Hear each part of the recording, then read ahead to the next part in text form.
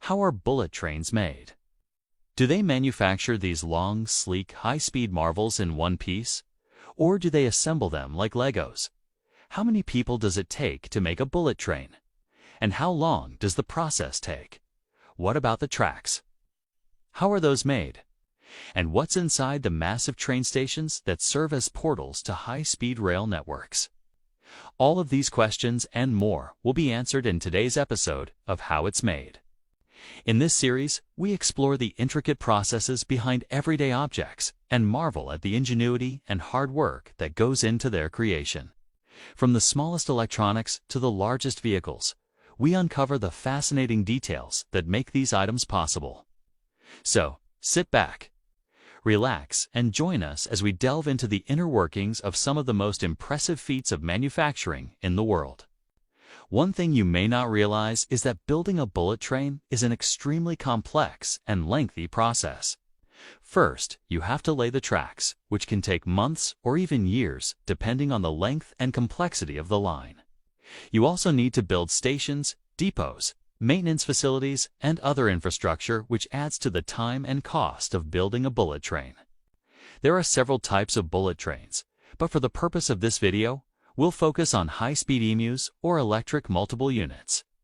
These are self-propelled trains powered by electricity from overhead lines or third rail.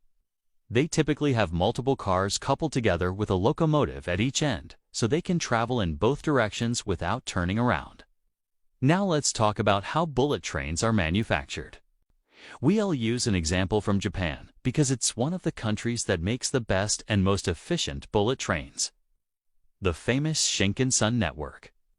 The first step is to manufacture the individual components of the train, such as the body, bogies, motors, transformers, and other systems. This involves using advanced technologies and materials to create lightweight yet durable structures that can withstand the stress and strain of high-speed operation. For example, the body of the train is usually made of stainless steel or aluminum alloy that is resistant to corrosion and fatigue. The bogies or underframes are made of steel or aluminum that is strong enough to support the weight of the train and absorb shocks from the track. The motors and transformers are made of copper, aluminum, and other conductive materials that can handle high currents and voltages efficiently. Once the components are made, they are assembled into a complete train. This involves connecting the body to the bogies, installing the motors and transformers, wiring the electrical systems, and testing all the functions. For example, the body of the train is lifted and placed on top of the bogies using cranes or other lifting devices.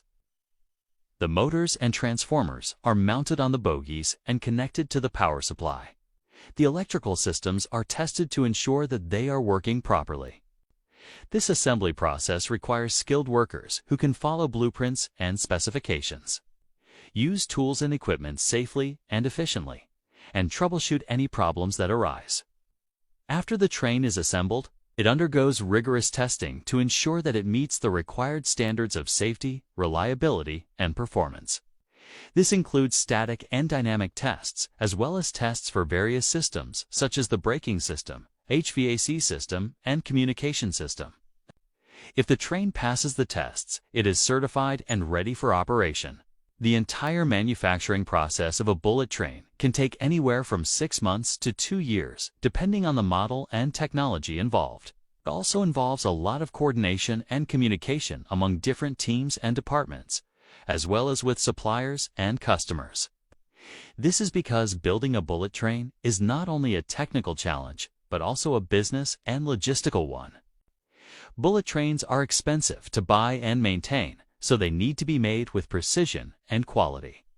They also need to be delivered on time and within budget, as delays and cost overruns can impact the operations and reputation of the railway company. Let's now talk about the tracks that bullet trains run on. Tracks are essential for high-speed rail because they provide the path and infrastructure for the trains to travel smoothly and safely. There are several key elements of high-speed rail tracks that contribute to their functionality and efficiency. One of the main components of high-speed rail tracks is the rails, which are long, durable steel profiles that guide and support the wheels of the trains. The rails are laid on a bed of ballast, which is a layer of crushed stone or gravel that helps to stabilize the tracks and absorb shocks. High-speed rail tracks also have a specialized type of switch called a manganese switch, which allows trains to change tracks or directions.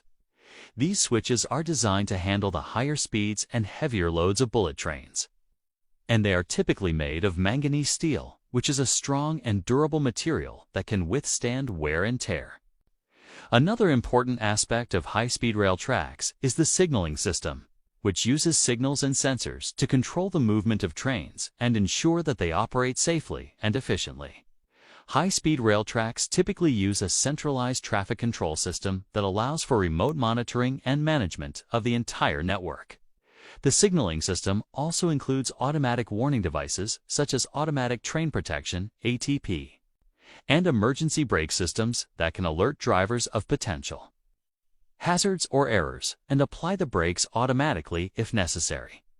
High-speed rail tracks also require regular maintenance and inspection to ensure that they are in good condition and to identify any issues that need to be addressed promptly. This includes tasks such as cleaning the tracks, inspecting the rails and ballast, and repairing any damage that occurs. Regular maintenance and inspection of high-speed rail tracks are crucial for ensuring the safety and reliability of the system. Any issues that are identified should be addressed promptly to prevent them from becoming more serious problems. Lastly, the stations where people board and disembark bullet trains are also part of the infrastructure. They are not just places to stop and switch trains, but also hubs for passengers to access the city or region they are traveling to. Stations for bullet trains typically have large platforms and waiting areas, as well as facilities such as restrooms, ticket machines, and shops. Some stations also have hotels or other accommodations for passengers who need to wait for connecting trains or who are traveling long distances. The design of a bullet train station often incorporates elements that reflect the local culture or history, such as traditional architecture or artwork. So there you have it, a brief overview of how bullet trains are made. From the intricate manufacturing process to the essential tracks and stations, every detail is designed to ensure that these high-speed marvels can transport passengers safely and efficiently. What's your experience with bullet trains? Have you ever ridden one? Let us know in the comments below. Also, do you and T forget to subscribe so you don't want to miss out on future episodes of How It's made. Thank you for watching, and we'll see you next time.